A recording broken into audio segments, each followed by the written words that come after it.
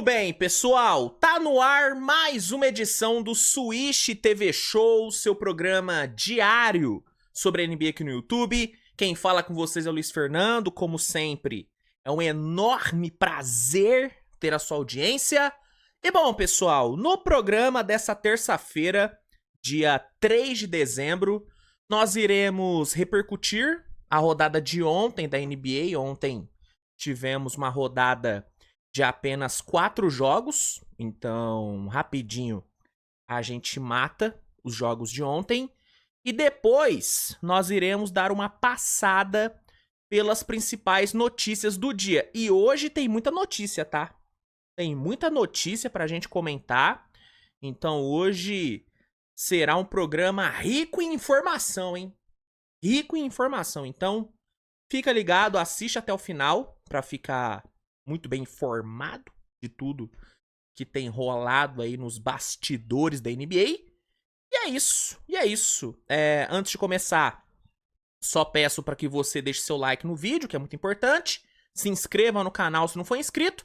E se puder compartilhar o conteúdo com seus amigos, pegar o linkzinho e jogar nos seus grupinhos de WhatsApp, Facebook, Telegram, Instagram, nem sei se tem grupo no Instagram, mas se tiver, manda lá, manda, divulga e traga mais pessoas aqui pro canal, porque isso ajuda muito na expansão do meu trabalho. Então, se puder dar essa moral, eu agradeço muito, tá bom? Vamos lá então, roda a vinheta e vamos começar falando sobre os jogos de ontem.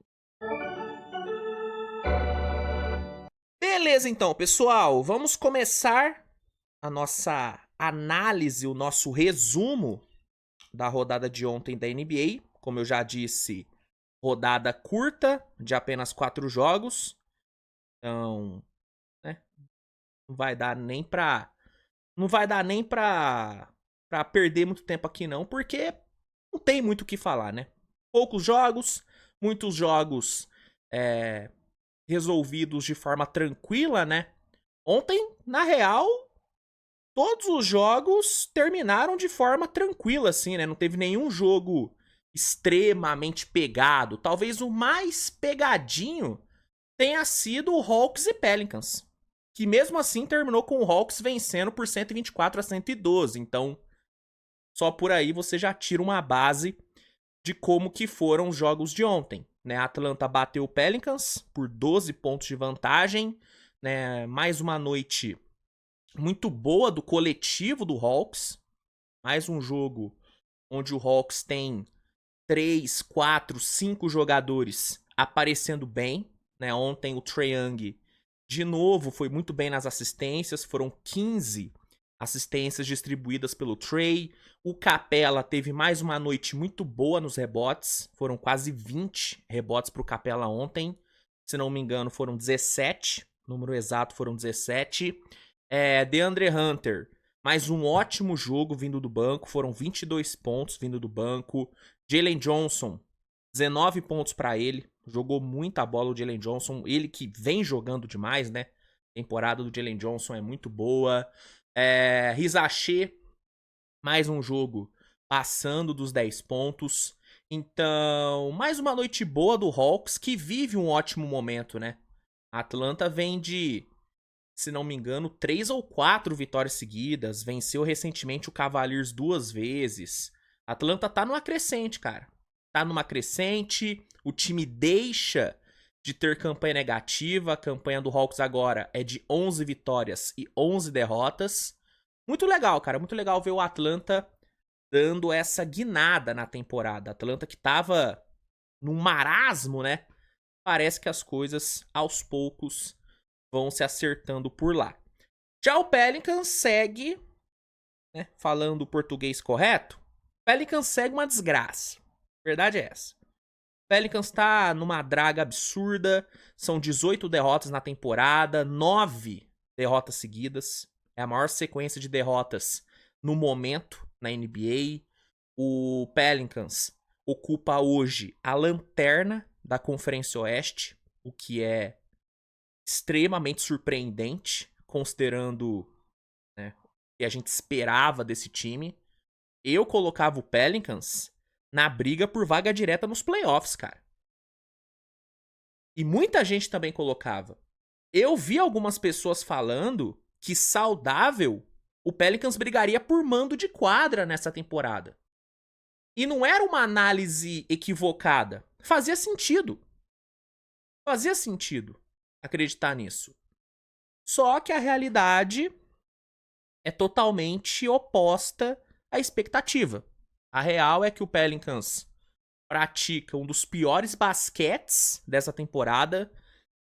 Eu entendo o contexto de lesões. Realmente o Pelicans está sendo destruído por lesões. Mas mesmo quando tem ali um McCollum, um DeJounte Murray jogando, as coisas não fluem.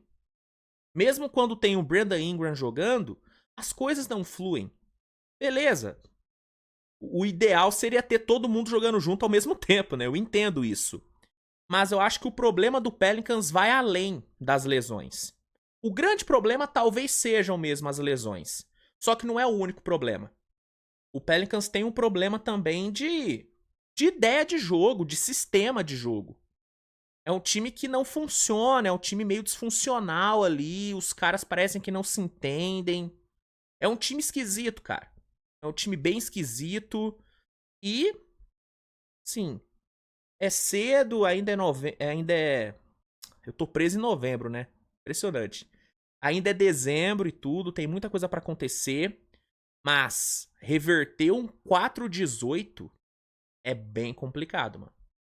É bem complicado. E, sinceramente, eu não me surpreenderia se o Pelicans largasse mão da temporada e isso pro tanque.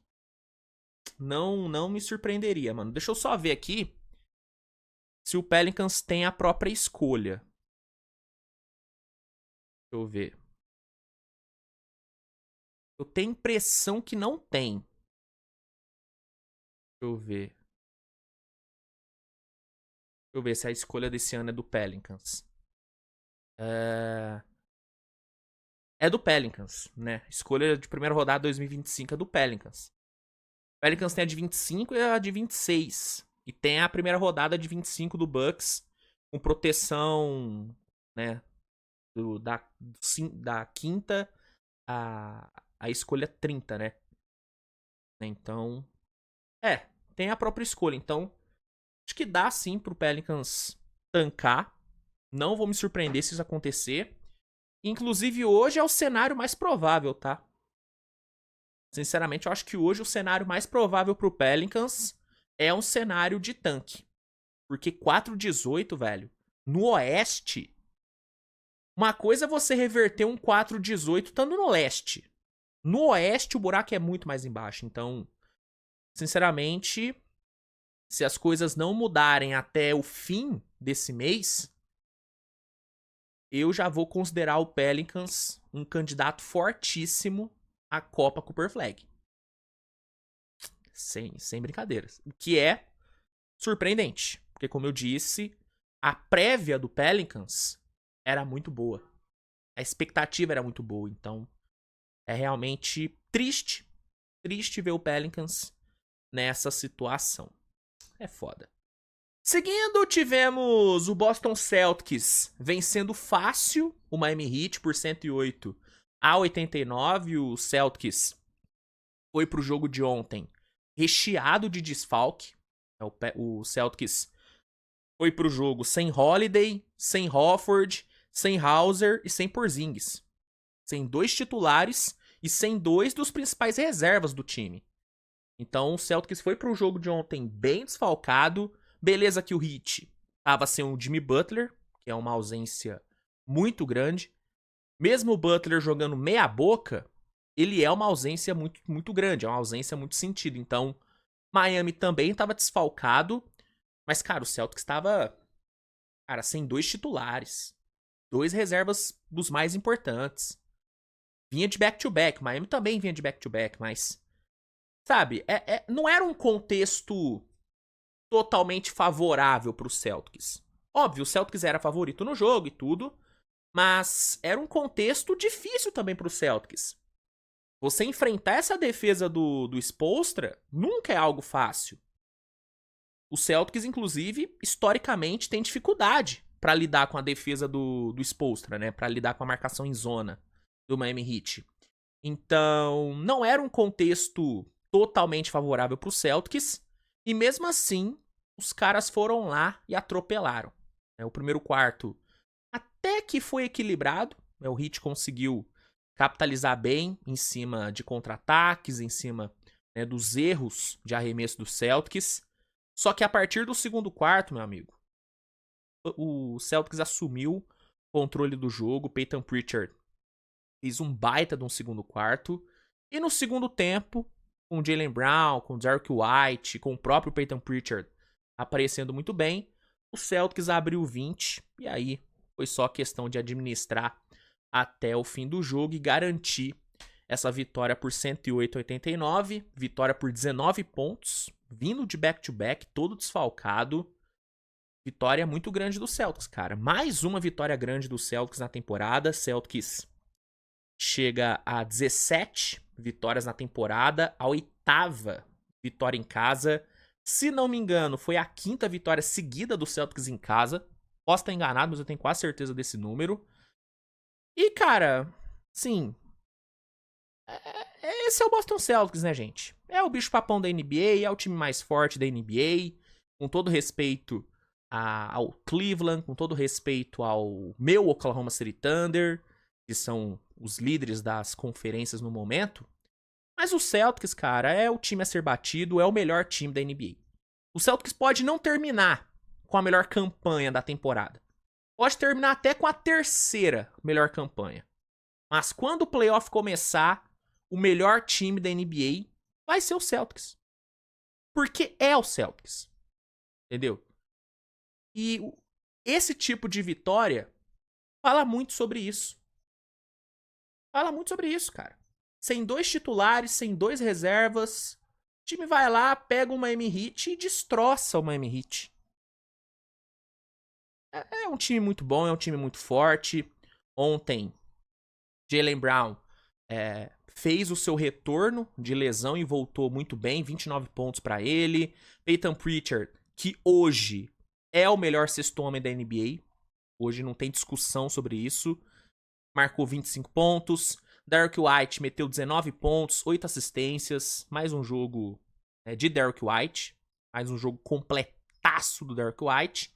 E o Jason Tatum, numa noite tranquila, entregou um duplo-duplo de 18 pontos e 11 rebotes.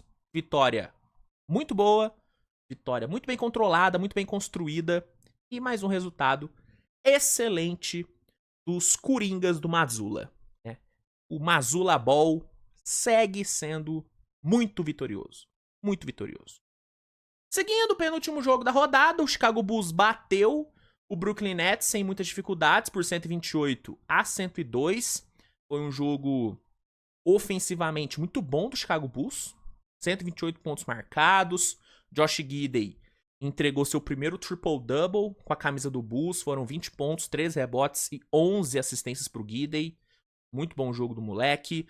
O Matas Buzelis, o novato do Bulls, teve seu melhor jogo na NBA. Ontem foram 20 pontos, 5 rebotes, 2 tocos e 4 de 5 no perímetro pro Matas Buzelis, pro bom Matas Buzelis. É muito bom jogador. Ele, inclusive, ontem se tornou o primeiro rookie do Bulls desde Nikola Mirotic a marcar mais de 20 pontos com mais de 70% de field goal vindo do banco. Então, uma atuação muito boa do Buzelis e uma ótima vitória do Bulls. Bulls que, pra mim, era favorito no jogo, confirmou o favoritismo, venceu o Nets, que teve ali um Schroeder entregando um duplo-duplo de 16 pontos e 10 assistências, mas passou longe de ser o suficiente. Com a vitória, Chicago chega a 9 vitórias na temporada e iguala a campanha com o Nets. Hoje os dois times têm 9-13 de campanha. E para encerrar o nosso resumo da rodada, falei que ia ser rapidinho, nem 20 minutos de resumo da rodada, pô. Rodada curtíssima. Para encerrar, tivemos o Minnesota vencendo bem o Lakers ontem por 109-80. Foi um jogo bom do Minnesota. Né? O primeiro quarto foi ruim, foi um primeiro quarto bem fraco do Minnesota, mas a partir do segundo quarto, o jogo do Minnesota encaixou. Né? Naz Reid, DiVincenzo vieram muito bem do banco, tiveram uma ótima participação. A defesa do Minnesota fez um trabalho muito bom. Beleza que o ataque do Lakers deu uma bela de uma ajuda, né? Porque foi uma noite deplorável do ataque do Lakers, uma coisa horrorosa. Mas a defesa do Minnesota teve muita participação nisso também. Gobert foi monstruoso no jogo de ontem, um dos melhores jogos do Gobert na temporada, jogou muita bola.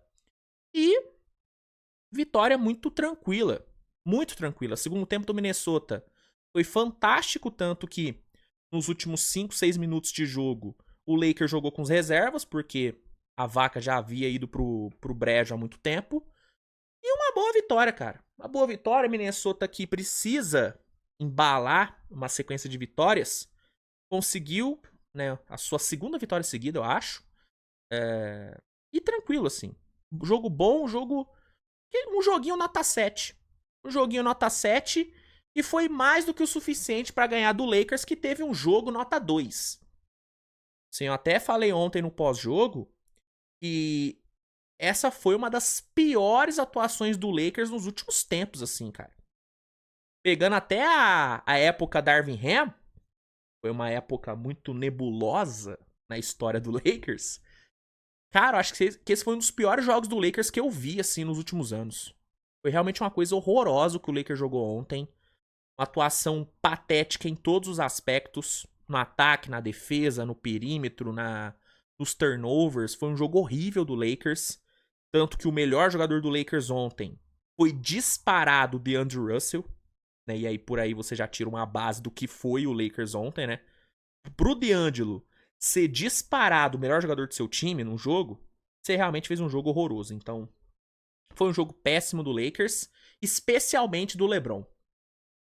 Se esse pra mim foi um dos piores jogos do Lakers nos últimos tempos, pro LeBron foi um dos piores jogos que eu já vi do LeBron, cara. Sim, eu acho que se você for pegar a carreira do LeBron e for elencar os piores jogos que ele já teve, o de ontem tá muito bem ranqueado, viu? Porque vou te falar uma coisa, que atuação patética do LeBron, viu? Patética, mano. Um jogo muito, muito porco do LeBron. Além dele ter errado tudo que ele tentou ontem, uma atuação assim, assombrosa nos arremessos, ele foi muito displicente no jogo. A sensação que eu tive é que o LeBron tava completamente foda-se pra partida. Tava nem aí, tomava sempre as piores decisões possíveis, forçava umas bolas que não fazia sentido, forçava uns passes que não fazia sentido, uma entrega beirando o nulo na marcação. Cara, um jogo horroroso do LeBron. Horroroso. Horroroso. E não é de hoje, né? A grande verdade é que a temporada do LeBron é uma temporada fraca. Eu falei no pós-jogo e repito, cara. Pros padrões LeBron James, essa é uma temporada, mano, bem abaixo da média. Bem abaixo da média, uma temporada fraca do LeBron. E os últimos jogos, os últimos 3, 4 jogos, assim, foram muito feios, cara. O LeBron, pegando aí os últimos 4 jogos, o LeBron tem 0 de 19 para 3 pontos. 0 de 19, cara. Mano, tá muito ruim, tá muito esquisito. Não sei o que tá acontecendo, se é uma falta, talvez, de motivação, se é uma falta de vontade mesmo, não sei o que pode estar acontecendo com o LeBron. Não sei. Não sei se é problema com o sistema do Lakers, não sei se é algo relacionado às ideias de jogo do J.J. Redick. Não sei o que tá acontecendo, eu só sei que tá muito, muito feio, mano. E o problema é que o Lakers é um time que se acostumou a depender do LeBron. Ah, Luiz, mas o Anthony Davis é o principal jogador do Lakers hoje. Eu concordo. Só que o funcionamento do Lakers ainda depende muito do LeBron. Por quê? Porque os caras se acostumaram. A própria torcida se acostumou também em depender do LeBron. E no momento difícil, olhar pro LeBron e acreditar que ele vai decidir. E aí, quando você tem um jogador desse que carrega essa responsabilidade e ele não tá bem, cara, é foda você contornar isso, mano. É bem complicado. E o Lakers tá tendo aí esse desafio. Uma temporada fraca do LeBron e ontem, tranquilamente, um dos piores jogos que eu já vi do nosso querido velho. Coisa feia. E, assim, não tira o mérito da vitória do Minnesota também. O Minnesota fez um jogo competente, explorou as inúmeras falhas do Lakers e saiu com a vitória. Saiu com a vitória, vitória merecida. E é isso. E é isso, né? Sobre os jogos de ontem era isso. Vamos agora pro nosso querido giro de notícias, né? Vamos lá, roda a vinheta. Beleza então, pessoal, vamos aqui então passar pelas principais notícias do dia. Tem muita coisa, viu? Tem muita coisa pra gente comentar. Então eu já vou começar aqui falando sobre Jimmy Butler no New York Knicks. Exatamente, ó, a matéria aqui do Jumper Brasil que fala o seguinte: Knicks mostrou interesse em troca por Jimmy Butler. Astro ainda não renovou o contrato com o Heat. Matéria aqui do Igor Goulart, publicada ontem às 10h15 da noite. Vamos aqui entender essa história. O New York Knicks estudou uma troca por Jimmy Butler. O astro do Miami Heat foi um dos principais rumores da última off-season da NBA. Desse modo, de acordo com o Hoops Hype, o time do Madison Square Garden demonstrou interesse em adquirir o craque, porém o negócio não avançou e ele seguiu na Flórida. E aí tem as aspas do site. As negociações não avançaram além de uma sondagem inicial. Isso foi antes do Knicks adquirir Mikal Bridges do Brooklyn Nets, que estava mais disposto a negociar do que o Heat na época. Então, aparentemente, o Knicks, né, tinha interesse no Butler.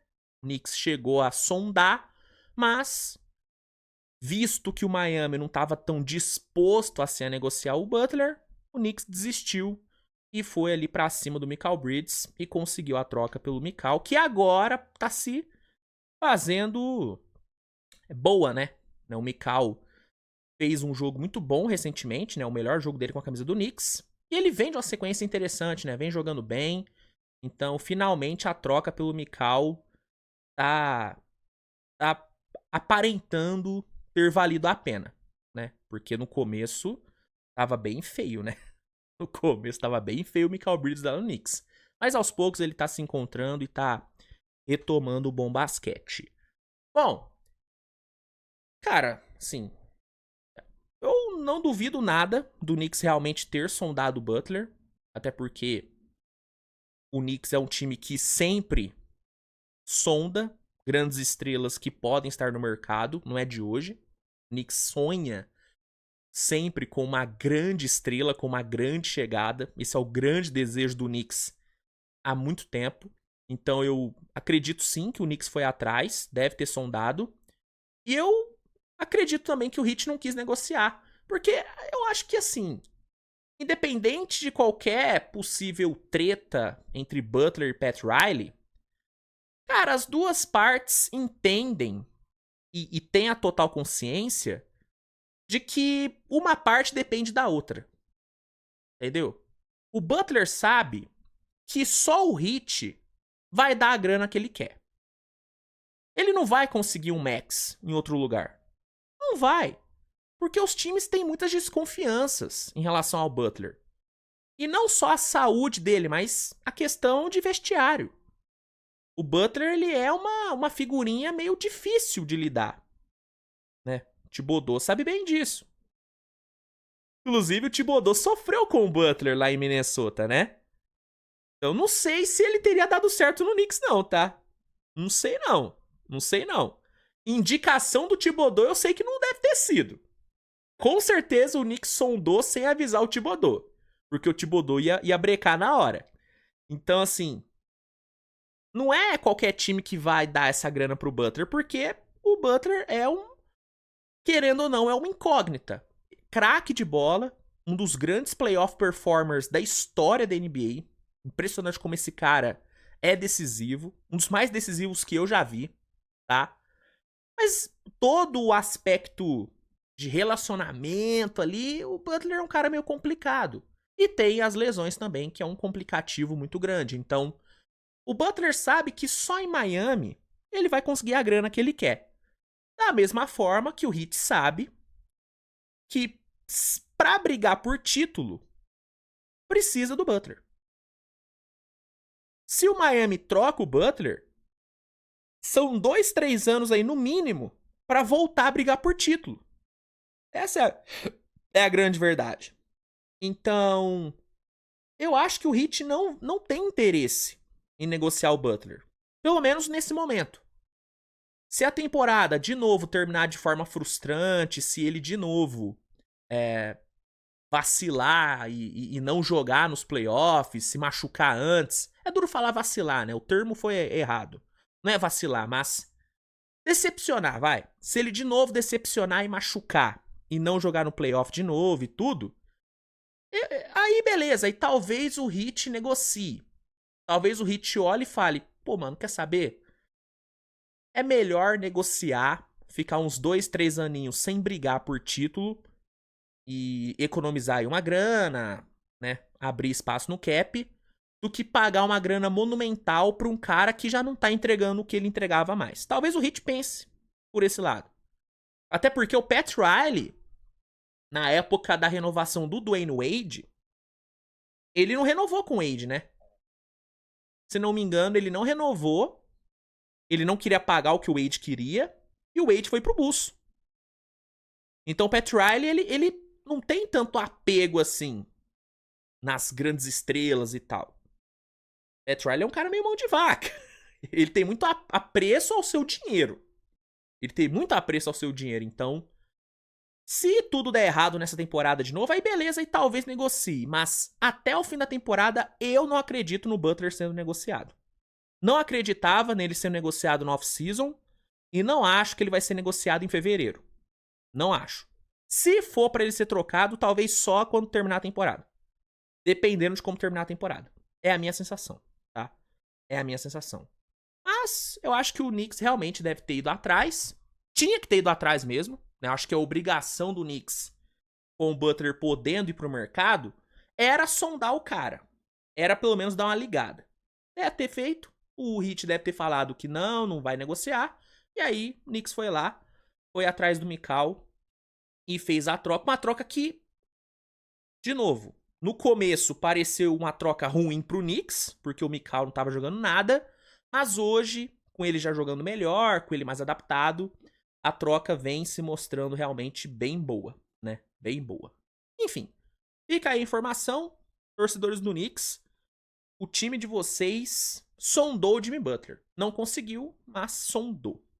Seguindo ainda em Miami, temos aqui uma notícia falando sobre um nome que aí sim pode ser negociado agora. Que no caso seria o Terry Rozier. Né? Matéria também do Jumper, que fala: Miami Heat deve envolver armador em troca, aponta jornalista. Franquia busca se reforçar para lutar no topo do leste. Matéria do Thiago Camargo, publicada hoje, às 6h07 da manhã.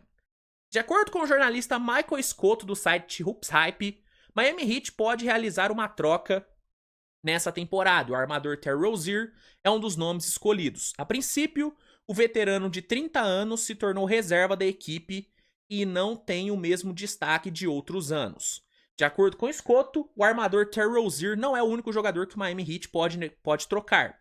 O analista apontou que a equipe também pode optar por negociar Jimmy Butler, seu principal atleta nos últimos anos. Além disso, a franquia ainda está disposta a incluir futuras escolhas de draft para melhorar seu elenco. No momento, o time está com uma campanha idêntica de 9 vitórias e 9 derrotas. E aí tem aqui, né? Assim, apesar de o nome de Butler aparecer nos rumores, o principal alvo para uma troca ainda é Terry Rozier. O jogador recebe 24,97 milhões nessa e na próxima temporada. À primeira vista, esse alto valor não tem sido correspondido pelo desempenho do armador em seus últimos jogos. Contudo, Rozier tem seus piores números em 8 anos. No momento, o veterano tem 13,8 pontos e comentou sobre se tornar reserva em Miami. E aí tem a fala aqui do Rozier. Ver se tem mais alguma coisa relevante.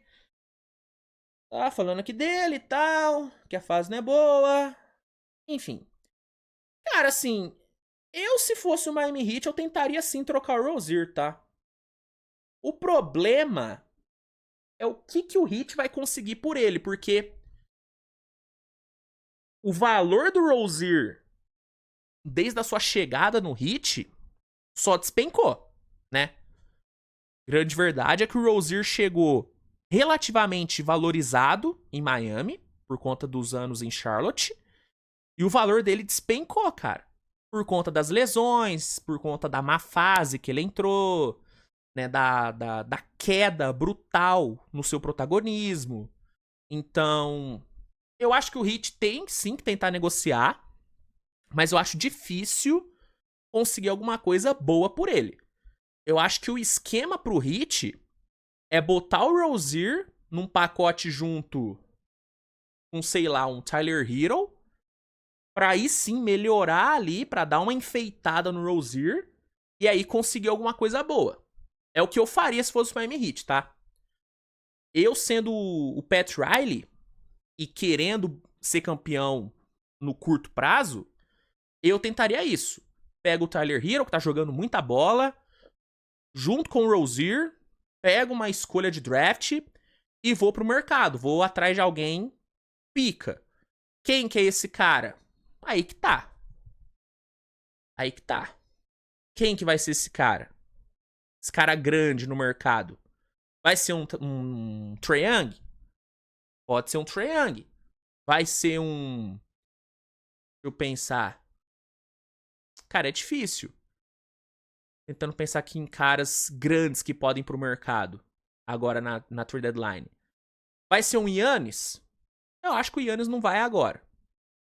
Mas se o Giannis aparecesse no mercado, Miami tem que ir atrás. Então, é o que eu faria. Porque trocar o Rozier no seco não vai render quase nada pro Miami, mano. Aí é melhor manter o cara. Aí é melhor manter o cara. É o que eu acho, né? Pelo menos é o que eu acho. Vamos ver o que o Heat vai arrumar, segundo aí o jornalista.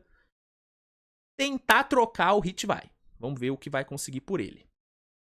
Seguindo, trazendo aqui novidades sobre um dos nomes mais fortes do mercado, né? Que é o pivô Walker Kessler do Utah Jazz, né? Tá aqui matéria do Jumper que fala o seguinte: Utah Jazz define preço por Walker Kessler. Pivô é um velho desejo de Lakers e outros times da NBA.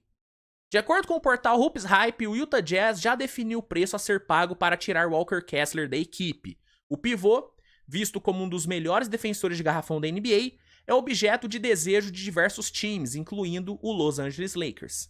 Mas para conseguir tê-lo no elenco, os interessados terão que envolver 2 escolhas de primeira rodada do draft no acordo. Então, o valor dele seria 2 escolhas de primeira rodada? Aí é loucura, hein? Aí é loucura. Aí segue falando dos números do Walker Kessler, que são bons, tem feito uma boa temporada. E aí tem a fala do Mark Stein sobre os possíveis jogadores disponíveis no Jazz. A suposição sobre o Jazz, no entanto, persiste. Zach Collins, assim como os veteranos Jordan... Não, Zach Collins não, né? John Collins, né? Zach Collins é o do Spurs. Assim como os veteranos Jordan Clarkson e Colin Sexton, é considerado um forte candidato a ser negociado entre agora e o prazo final de trocas. O Jazz está satisfeito com o desempenho de Collins, assim contente por ter assumido seu contrato vindo de Atlanta por um custo baixo. Foi apenas uma escolha de segunda rodada futura. Assim, cara, eu gosto do Walker Kessler, tá?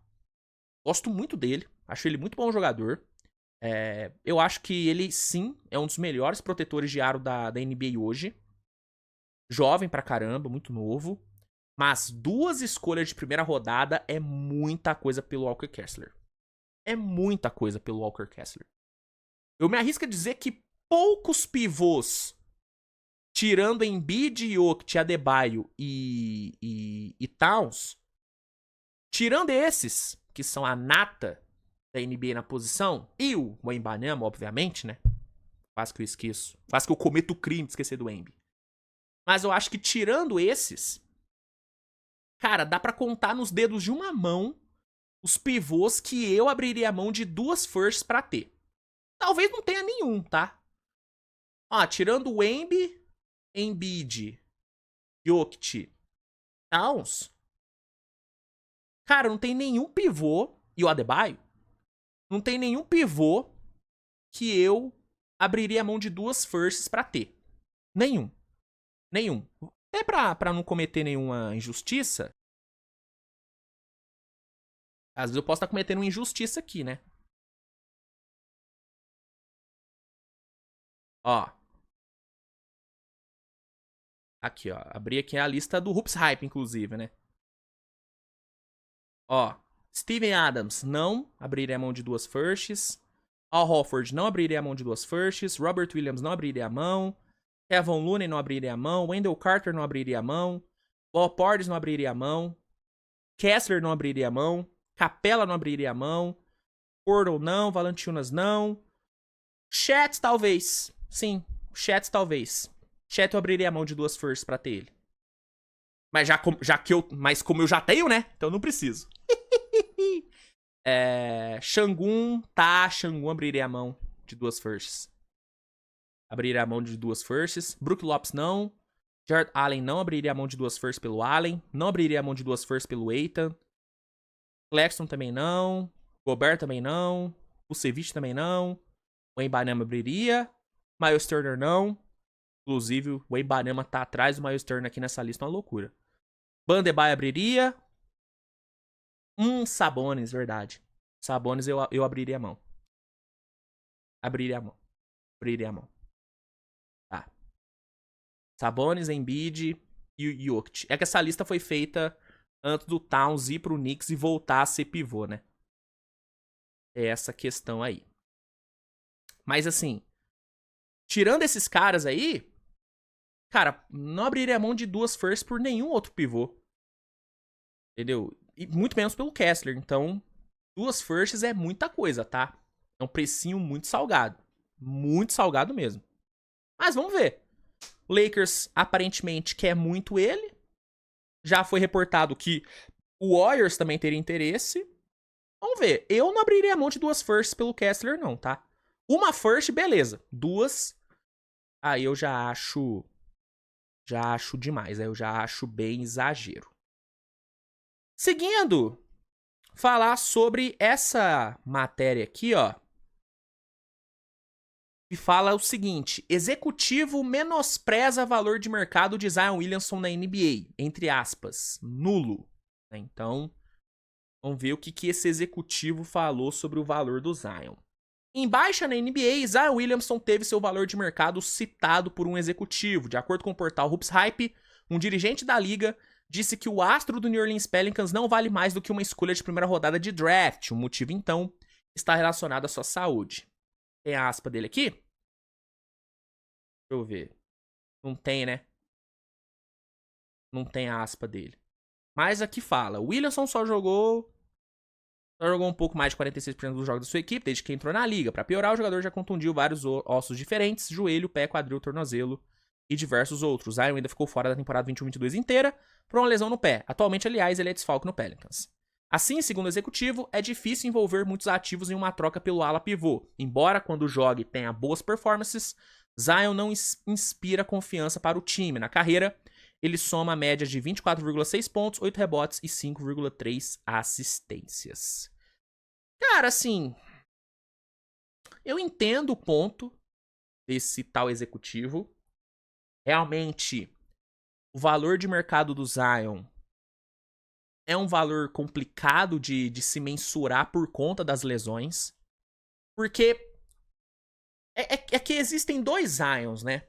Eu costumo falar sobre isso. Existe o Zion real e o Zion hipotético.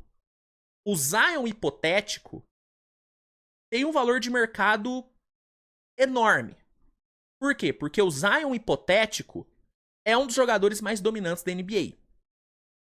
O Zion hipotético é uma das maiores aberrações físicas que o basquete já viu. Esse é o Zion hipotético. O problema é que o Zion hipotético, como o próprio nome já diz, é hipotético. É um Zion que poucas vezes vimos em quadra. E quando vimos, não vimos por muito tempo. E aí entra no Zion realista. Quem é o Zion? Quem é o Zion de verdade? É um jogador que tem diversos problemas físicos, é um jogador que não consegue se manter no peso ideal, é um jogador que não consegue se manter saudável. Esse é o Zion real. E esse Zion real é um Zion que não dá pra você apostar. Entendeu? Então eu entendo o ponto desse executivo.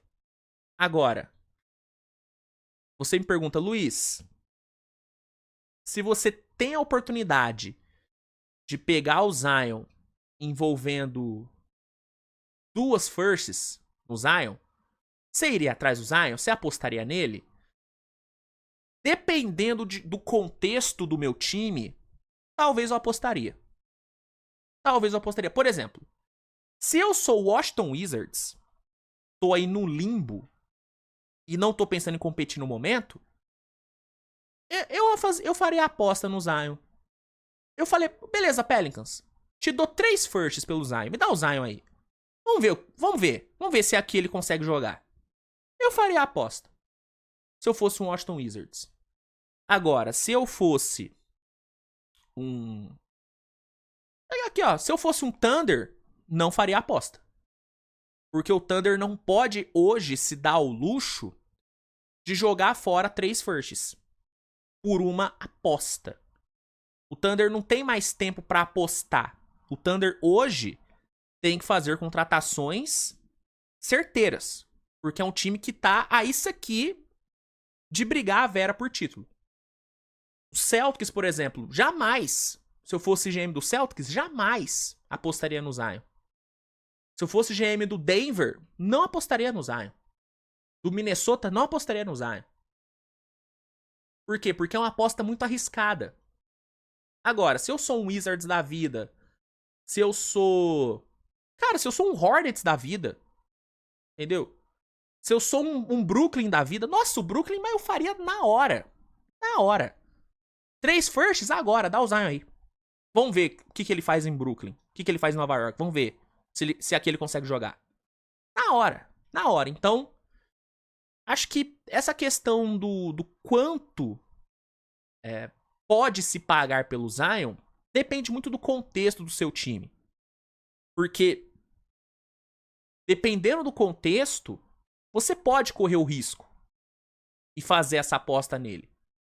Porque, se der certo, você tem um dos jogadores com potencial de maior dominância assim, da história da liga, mano. Entendeu? E é isso que segura o Zion no Pelicans.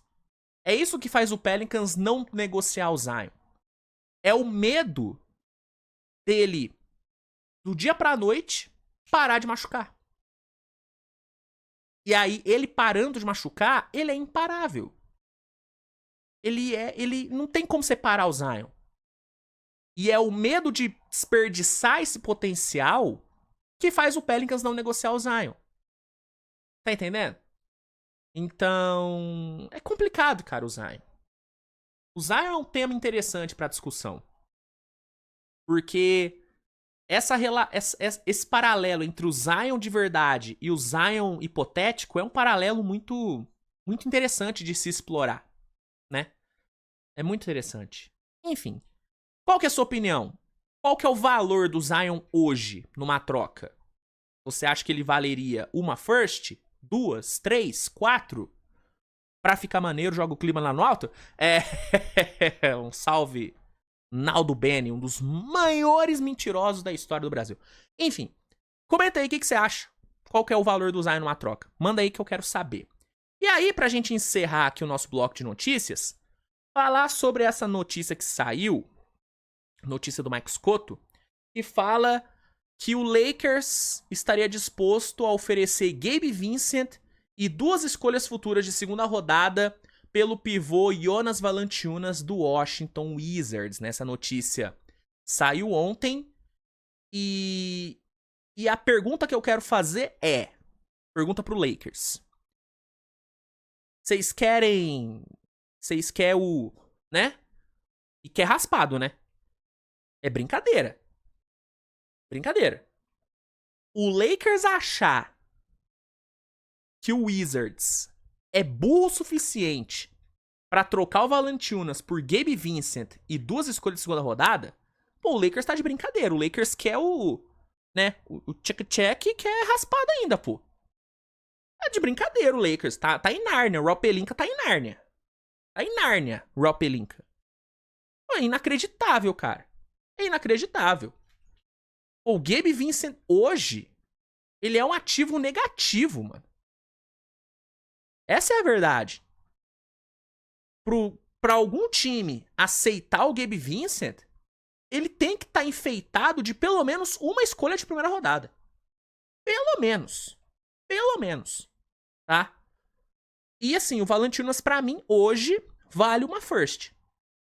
Não vale 2, assim como o Kessler também não vale 2, mas uma first, o Valanciunas vale.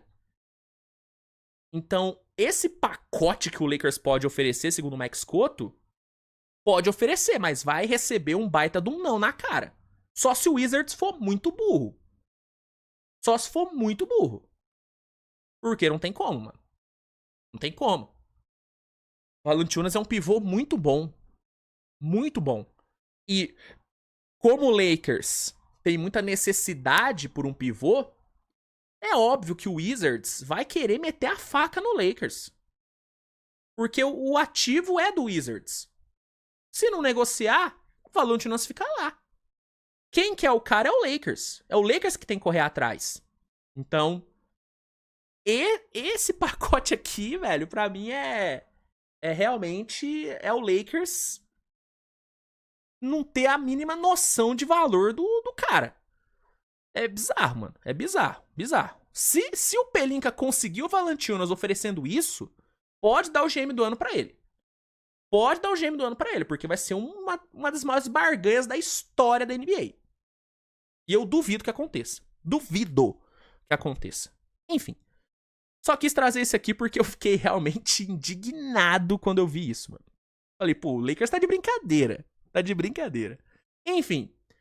Essas eram as notícias que eu queria trazer pra vocês hoje, tá? Espero que vocês tenham gostado. Não se esqueçam de comentar a opinião de vocês sobre as notícias, de opinar aí, né? Eu quero saber a sua opinião. Eu dei minha opinião, agora eu quero saber a sua. Então comenta aí. E eu acho que é isso, né, gente? Acho que pro programa de hoje tá bom. Vou aqui tocar a vinheta e vou me despedir de vocês, tá bom? Vambora.